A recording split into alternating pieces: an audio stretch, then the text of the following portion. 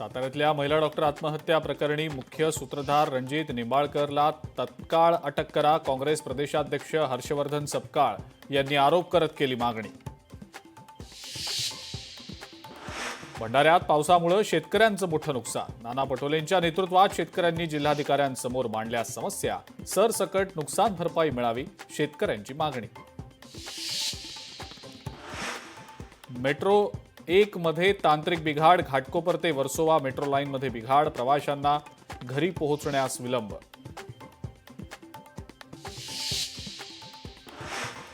कल्याणमधला शहाड उड्डाण पूल अवजड वाहनांसाठी बंद राहणार, पुलाचं डांबरीकरण आणि सशक्तीकरणाच्या कामांसाठी 20 दिवसांसाठी पूल बंद ठेवण्याचा निर्णय। पालघरमधल्या नुकसानग्रस्त शेतकऱ्याला सरकारची क्षुल्लक मदत, नुकसान भरपाई म्हणून शेतकऱ्याच्या खात्यात ₹2.30 जमा, शेतकऱ्याकडनं सरकारवर संताप व्यक्त।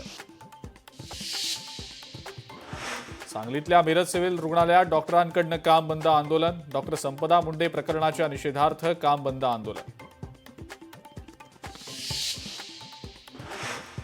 ज्येष्ठ अभिनेत्री दया डोंगरे यांचं निधन, वृद्धापकाळानं निधन झाल्याची माहिती।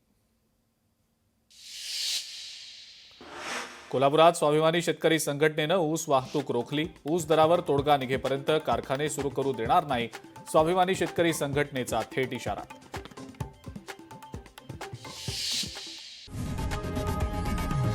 लोकशाही मराठी ऐका, पहा, जागरूक रहा।